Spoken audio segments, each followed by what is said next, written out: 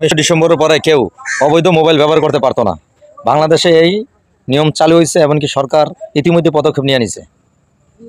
16 ডিসেম্বরের পর থেকে যে কোনো অবৈধ মোবাইল বা বিআরটিসি নিবন্ধন ছাড়া কোনো কেউ মোবাইল চালাইতে পারবেন না। সবগুলো মোবাইল বন্ধ হয়ে যাবে। তো চোরাই মোবাইল হোক, বাইরে থেকে আনা হোক, যদি বিআরটিসি নিবন্ধন না থাকে তাহলে কোনো মোবাইল আপনারা ব্যবহার করতে পারবেন না। কি বৈধ নাকি অবৈধ এটা কেমনে বুঝবেন? আপনি নিজে বুঝবেন, আপনার মোবাইল দিয়ে আপনি যাচাই করতে পারবেন।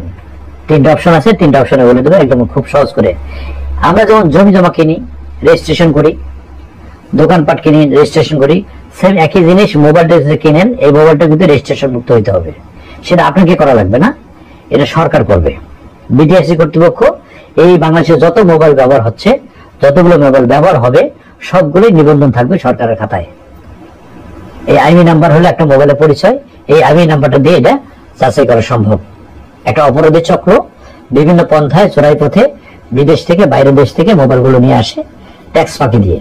সব মোবাইল না, চোরাই মোবাইল যেগুলো, এই ট্যাক্স ফাঁকি দেওয়া মোবাইলগুলো যখন আমরা কিনবো, এটা সরকারের খাতায় নিবন্ধিত থাকে না, এই মোবাইলগুলো কিন্তু আপনার নষ্ট করে দেবে, ইনভ্যালিড হয়ে যাবে।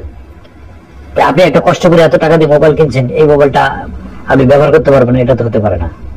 সেক্ষেত্রে মোবাইল কেনার সময় এই জিনিসগুলো যাচাই করবেন, কারণ কিন্তু এই মোবাইলটা আপনার একদম শেষ। এই মোবাইলটার এত টাকা দিয়ে কিনে এই মোবাইলটা আর ব্যবহার করতে পারবেন না। কিভাবে যাচাই করবেন এটি নিবন্ধিত নাকি নিবন্ধিত করা নাই?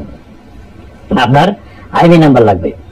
যে মোবাইলটা চালাচ্ছেন এই মোবাইলটার আইবি নাম্বার, প্রথমত আপনার আইবি নাম্বারটা বের করে নেবেন। এখন আইবি নাম্বার আপনার তো বক্স নেই, হারিয়ে ফেলছেন, কোথাও লিখে রাখেন নাই, মনেও নাই, সেক্ষেত্রে আপনার মোবাইল গিয়েই আপনি বের করতে পারবেন। প্রথমত আপনি ডায়াল অপশনে যাবেন, গিয়ে আপনি লিখবেন *#06#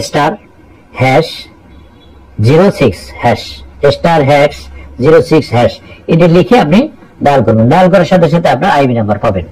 এই আইবি নাম্বারটা কপি করে নেবেন অথবা কাগজে লিখে রাখবেন। লেখার পরে আপনি মেসেজ অপশনে যাবেন, আপনার এই মোবাইলেরই মেসেজ অপশনে যাবেন। যাওয়ার পরে আপনি বড় হাতের অক্ষরে লিখবেন KYD বড় হাতের 3টা অক্ষরে বড় হাতে লিখবেন। লেখার পরে আপনি ওই আইবি নাম্বারটা এখানে বসাবেন। বসার পরে 16002 এই নাম্বারে সেন্ড করে দেবেন।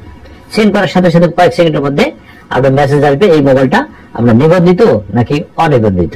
যদি নিবন্ধিত না হয়ে থাকে সেক্ষেত্রে এই মোবাইলটা আপনি ব্যবহার করতে পারবেন না আগামী 16 ডিসেম্বরের পর। আরেকটা অপশন আছে, সেটা হলো বিটিআরসির একটা বিটিআরসি KYD একটা ওয়েবসাইটে অ্যাপসে বানিয়েছে তারা। বিটিআরসি KYD একটা অ্যাপস আছে, এই অ্যাপসে গিয়ে আপনি এটা দেখতে পারবেন। আরেকটা আছে বিটিআরসি এর ওয়েবসাইটে গিয়ে আপনি এই যে ভেরিফাই যে আইবি অপশন আছে সেখানে গিয়ে আপনি এই দেখতে পারবেন। এটা সবচেয়ে ভালো হয় আপনার মোবাইল দিয়ে আপনি যেটা বললাম আগে সেভাবে করতে পারেন। যদি না করেন সেক্ষেত্রে কি হবে? যদি যাচাই করে না দেখেন, দেখা যাচ্ছে যে আপনার মোবাইলটা কোনো কারণে এটা আপনার ওইভাবে আপনি কিনে ফেলছেন। এটা চোরাই মোবাইল একজনের কাছে বিক্রি করছে, সেখান থেকে আপনি কিনেছেন, এটা সরকারের কাছে নোট করা নাই, রেজিস্ট্রেশন করা নাই, এই কারণে এই মোবাইলটা আপনি আর ব্যবহার করতে পারবেন না। সক্রিয়ভাবে এটা অলরেডি একা নিষ্ক্রিয় হয়ে যাবে, এই মোবাইলটা ব্যবহার করতে পারবেন না। কাজেই আমরা যারা মোবাইল কিনি, এখন থেকে যদি কেউ মোবাইল কেনেন, মোবাইলটা কেনার সময় অবশ্যই যাচাই বাছাই করে মোবাইলটা কিনবেন। পুরনো কেনেন আর নতুন কেনেন, যাচাই করে কিনবেন এটা নিবন্ধিত করা আছে কিনা। যদি না হয় তাহলে আপনি প্রতারণার ফাঁদে পড়ে গেলেন। একটা প্রতারক চক্র প্রতিনিয়ত আমাদেরকে প্রতারণার ফাঁদে ফেলছে। এই প্রতারণা থেকে বাঁচার জন্য সরকারের উদ্যোগটা নিয়েছে, যেটা নিঃসন্দেহে প্রশংসার দাবিদার, এটা আরো আগে করা উচিত ছিল। আরেকটা কথা বলি, একটা প্রতারক চক্র আমার ছবি ডাউনলোড করে নিয়ে তারা ফেসবুক থেকে, ইউটিউব থেকে আমার ছবিটা তারা নিয়ে তারা বিভিন্ন নামে গরিবের বন্ধু, প্রবাসীর বন্ধু, দুর্নীতি দমন কমিশন, দুদক, সাইবার ক্রাইম, বিভিন্ন ধরনের আইডি তৈরি করে তাদের একটা নাম্বার দেয়। এই নাম্বারে যোগাযোগ করতে বলে যে এই নাম্বার যোগাযোগ করেন, আপনার পাওনা টাকা উদ্ধার করে দেবো 24 ঘন্টার মধ্যে, আপনি লোন উঠাতে পারতেছেন না লোন উঠে দেবো, বিভিন্ন ধরনের কাজ করে দেবে, মানবতার ফেরিওয়ালা। এই আপনি যারা আমাকে যারা ভালোবাসেন, সহজ সরল মানুষ যারা আছেন, তারা মনে করেন এটাই মনে হয় আমার নাম্বার, তারা এইভাবে যোগাযোগ করেন, তারা মিথ্যা পরিচয় দিয়ে প্রতারণা করে আপনার কাছ থেকে টাকা হাতিয়ে নিচ্ছে। এই ধরনের নাম্বারে কখনো যোগাযোগ করবেন না। ছবি দেখে বিশ্বাস করবেন না। যে নাম্বারটা আছে এই নাম্বারটা আগে যাচাই করবেন, এই নাম্বারটা আসলে আমার নাকি অন্য কারো। যাচাই না করে কখনো কাউকে টাকা পয়সা দিবেন না, প্রতারিত হবেন, দায়ভার আপনাকে নিতে হবে।